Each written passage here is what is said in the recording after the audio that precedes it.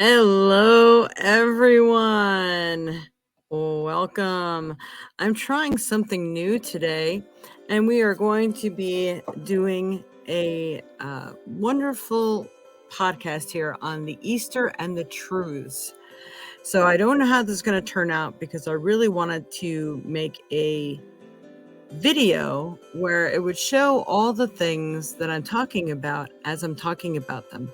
So you wouldn't have to sit here bored staring at this picture. But I'm going to just give you a little preview of what this is going to be about. So we're going to run the first part of it and see how it turns out.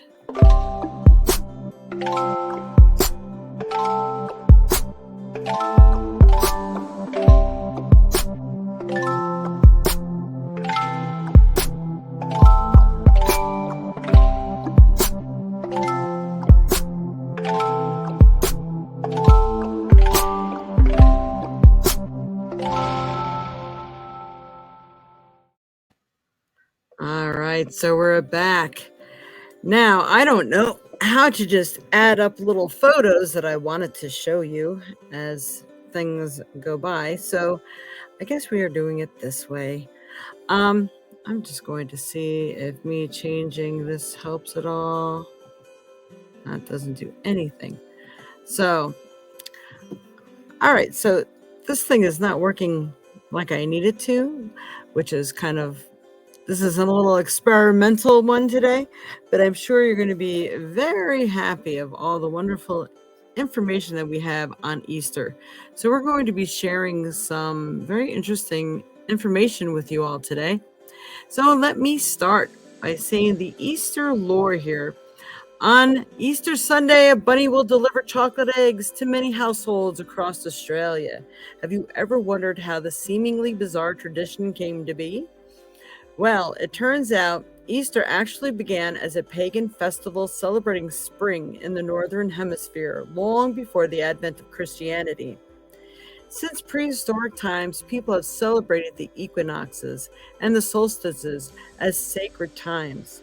The spring equinox is a day where the amount of dark and the amount of daylight is exactly identical. So you can tell that you're emerging from winter because the daylight and dark have come back into balance. People have mapped their whole life according to the patterns of nature. Following the advent of Christianity, the Easter period became associated with the resurrection of Christ. In the first couple of centuries after Jesus' life, feast days and in the new Christian church were attached to old pagan festivals. Spring festivals with the theme of the new life and relief from the cold of winter became connected explicitly to Jesus having conquered death by being resurrected after the crucifixion. So let's see. I don't know if you'll be able to hear me if I talk over this thing here, so I'm going to try to go back and play this again for you. I really don't like that the music is so loud. Maybe I'll try it.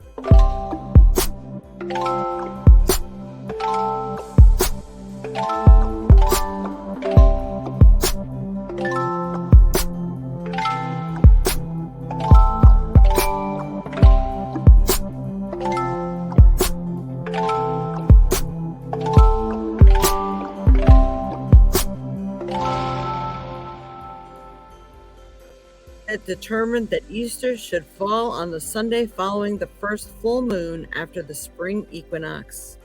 That is why the date moves and why Easter festivities are so often referred to as movable feasts.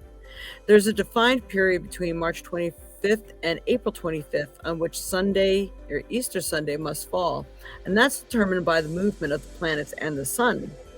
But of course, we also have Constantine, that also what they say about Easter is, in a sense, there was nothing more obvious to Constantine than that Easter shouldn't be connected with the festival of another faith.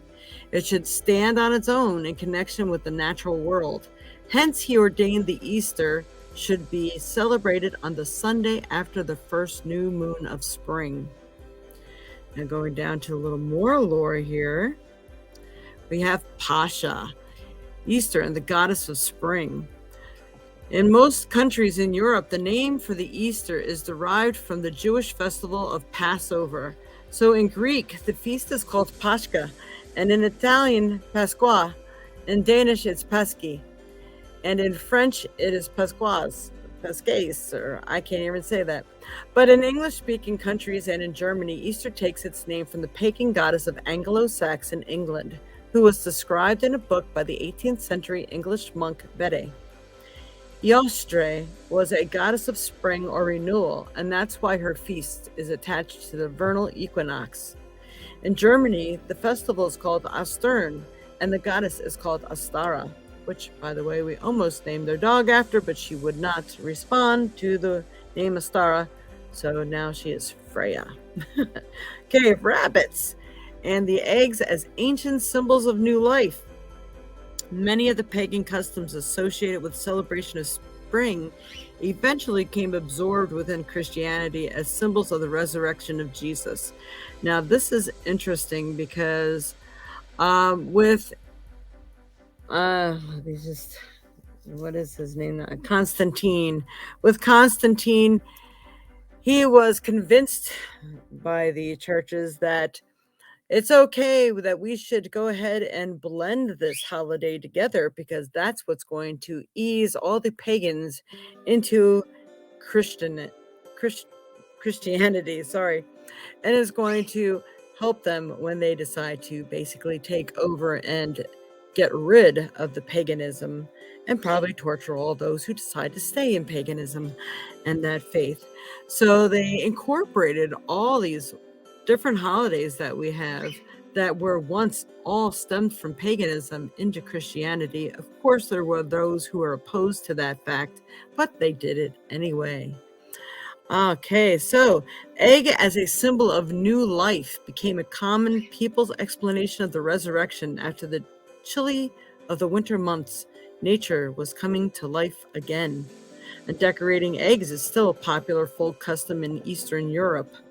During the Middle Ages, people began decorating eggs and eating them as a treat following Mass on Easter Sunday after fasting through Lent. This is actually something that still happens, especially in Eastern Europe, countries like Poland. The custom of decorating hard-boiled eggs or blown eggs is still a very popular folk custom. Rabbits and hares are also associated with fertility and were symbols linked to the goddess Eostre. The first association of the rabbit with Easter, according to Professor Kuzak, was a mention of the Easter hare in the book by German professor of medicine Georg Frank von Frankenau, published in 1722. He recalls a folklore that hares would hide colored eggs that children hunted for, which suggests to us that as early as the 18th century, decorated eggs were hidden in gardens for egg hunts all over. All right. Commercialization began during the 19th century, saw rabbits become popular symbol of Easter with the growth of greeting card industry. Postage services became affordable, and people wanted to keep in touch with people. Card companies like Hallmark became big, launching images of cute little rabbits and Easter eggs on cards.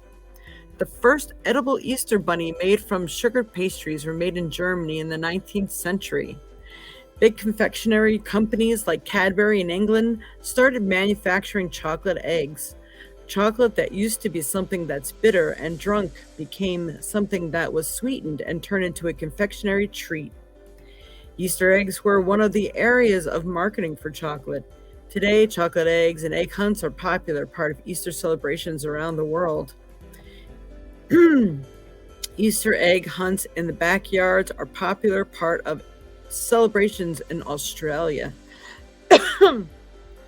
Australia's significant public holiday periods of Easter and Christmas are based on Christian European celebrations. So although autumn is in full swing and winter is coming into the southern hemisphere, rabbits and eggs are symbols of spring, remain a part of Australians' festivities.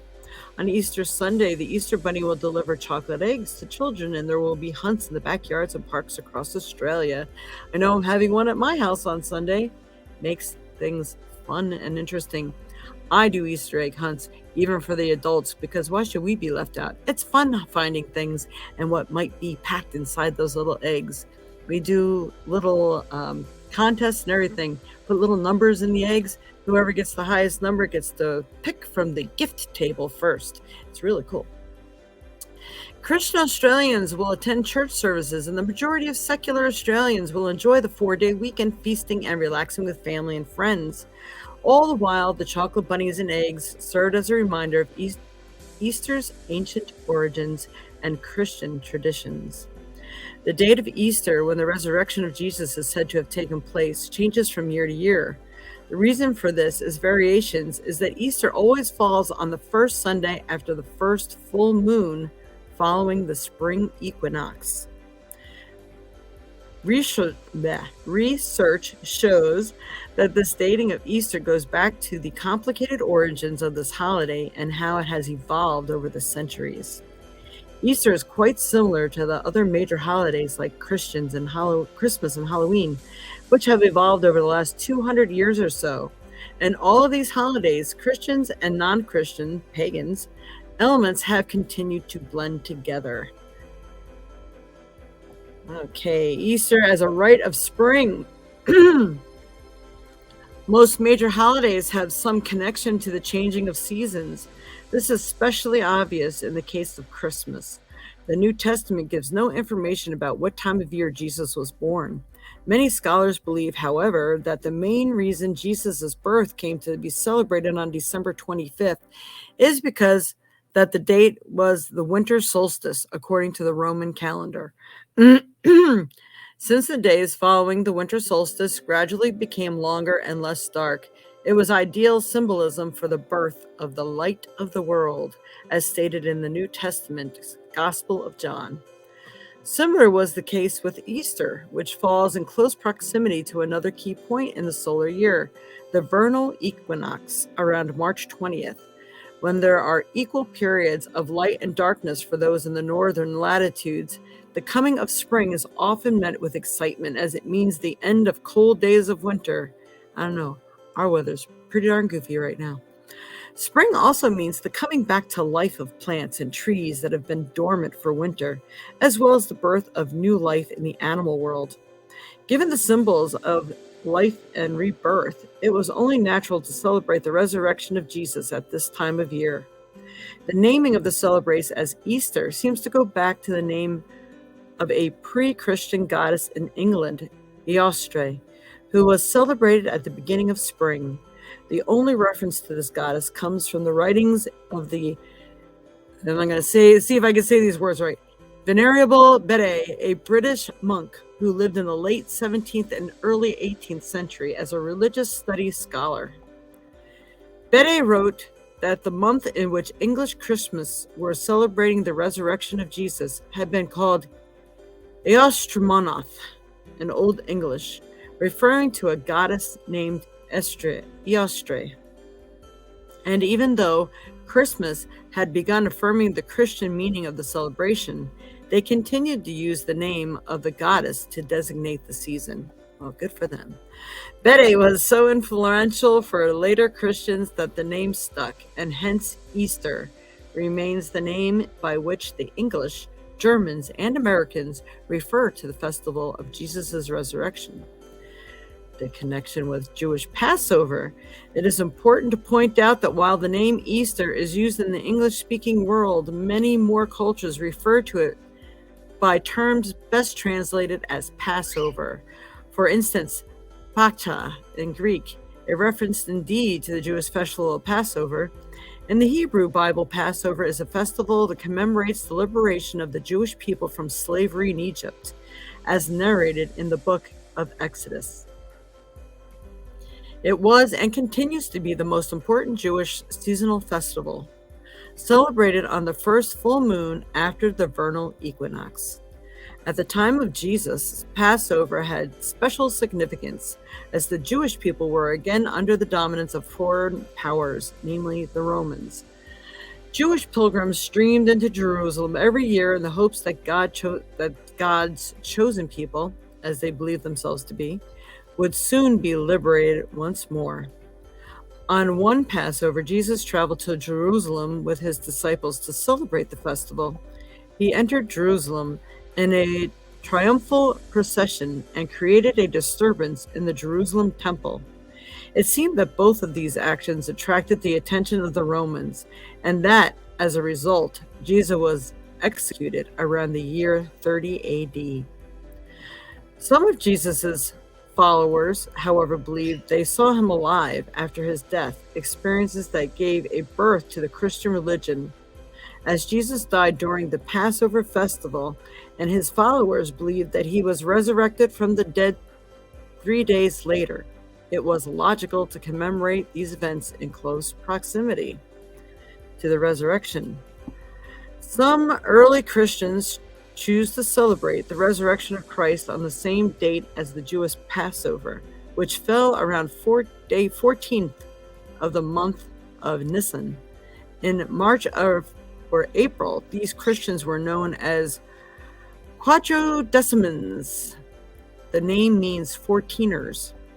By choosing this date, they put the focus on when Jesus died and also emphasized continuity with the Judaism out of which Christianity emerged.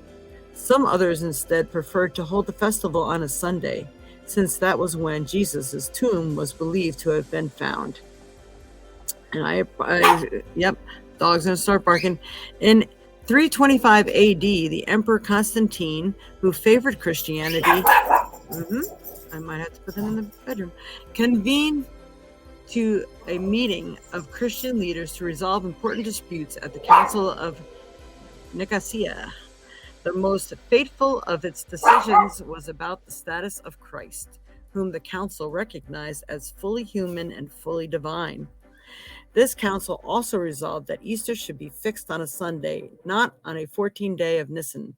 As a result, Easter is now celebrated on the first Sunday after the full moon of the vernal equinox. How interesting. And of course, it's also because they convinced Constantine that this would be a really good thing, because this can help the convergence of both sects, where paganism would be turned into Christianity slowly but surely. See how they fooled people into giving up their beliefs, and how people believe wherever it stemmed from now, what it's really all about. It's really about rebirth, new life. The eggs were hunted and they were planted just so people would celebrate. And this is what caused a ritual.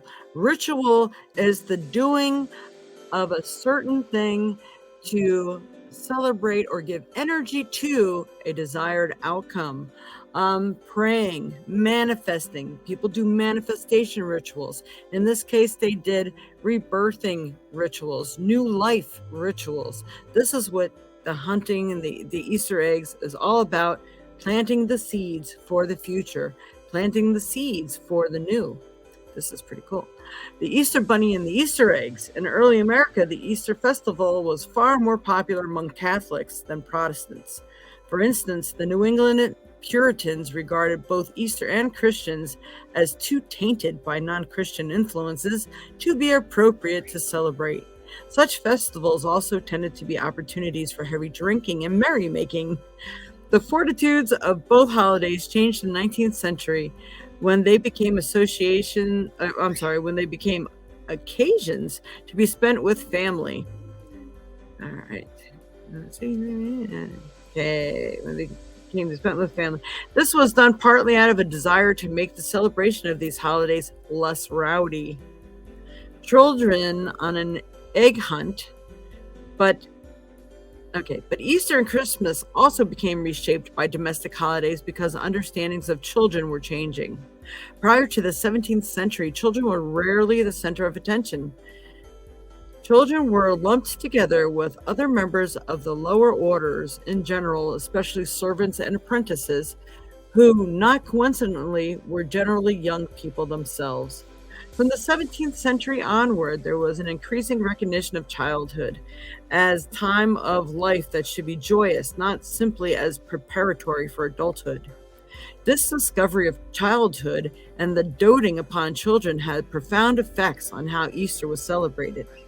It is at this point in the holiday development that Easter eggs and the Easter bunny became especially important. Decorated eggs had been a part of the Easter festival at least since medieval times. Given the obvious symbol of new life, a vast amount of folklore surrounds the Easter eggs, and in a number of Eastern European countries, the process of decorating them is extremely elaborate. Several Eastern European legends describe egg turning red, a favorite color for the Easter egg, in connection with the events surrounding Jesus' death and resurrection. Yet it was only in the 17th century that a German tradition of an Easter hare bringing eggs to good children came to be known. Hares and rabbits had a long association with spring seasonal rituals because of their amazing powers of fertility. When German immigrants settled in Pennsylvania in the 18th and 19th century, they brought this tradition with them. The wild hare also became supplanted by the more docile domestic rabbit, in another indication of how the focus moved toward children. As Christians celebrate the festival this spring in commemoration of Jesus' resurrection, the familiar sights of the Easter bunny and Easter eggs has served us as reminders of the holiday's very ancient origins outside of the Christian tradition. Wow, is that a mouthful? So I'm going to go ahead and I'm going to show you this film one more time, and then I'm going to come back and tell you a really cool, unique thing that you can do with eggs as a part of cleansing yourself, cleansing your body.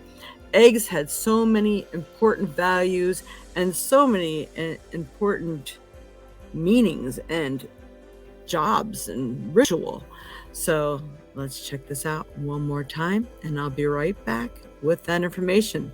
And don't forget to like, share, and subscribe.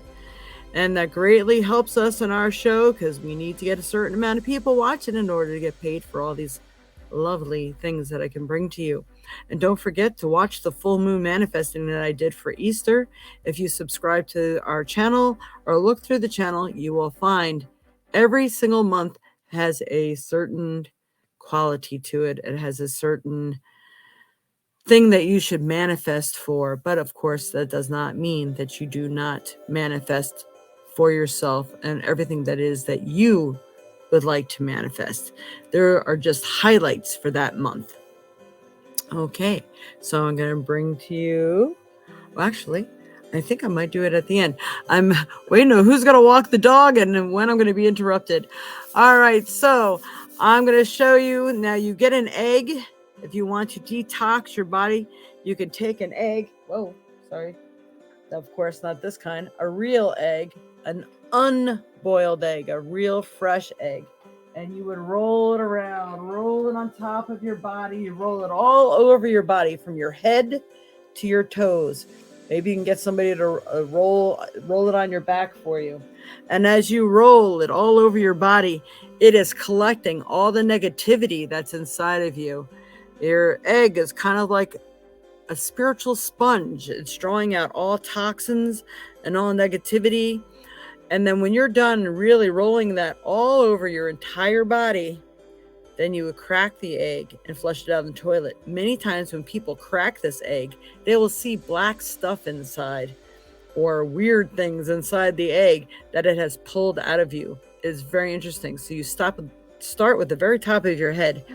And then there's another way of doing this, which is a harder way to do it, is to write your name in pencil on the egg and place the egg under your pillow. Now it needs to sit there for 7 days without breaking it. That's the trick. If you break it before the 7th day, you need to crack it, flush it down the toilet, start over again.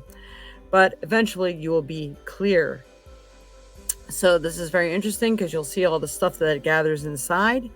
But try the rolling the egg all over your body. It could really be a good situation for you, helping pulling all the toxins and any negativity you've been carrying around with you. So I thought that it was a very interesting thing. And we are going to go ahead and show you this little clip one more time. And I'm really sorry that this movie making thing didn't go how I wanted to. Hopefully I'll have it perfected before next time.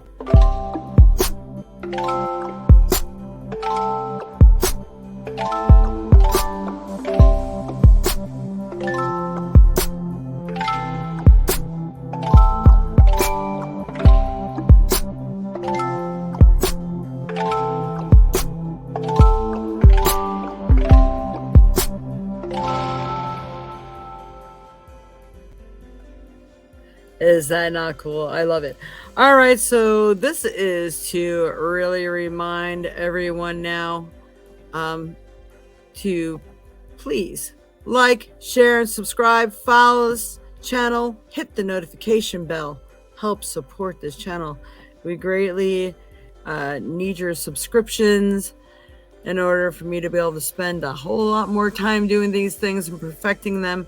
But I hope you liked the Easter special, our little Easter lore.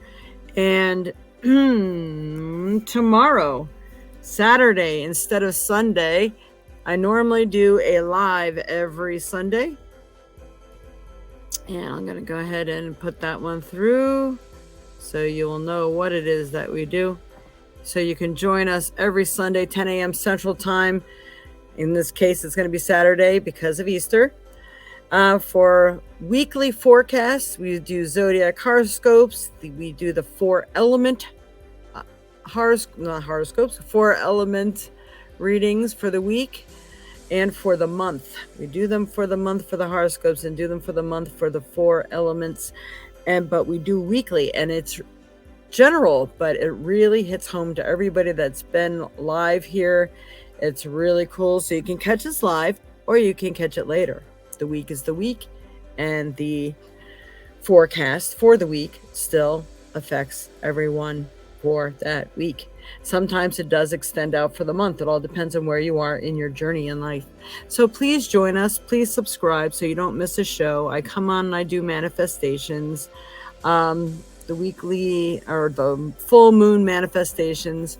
We do all sorts of shows, and soon I'm going to be doing the daily message. So please join us. Please subscribe. I hope you enjoyed the show. Sorry for the lack of pictures. I'm going to get this right at some point in time.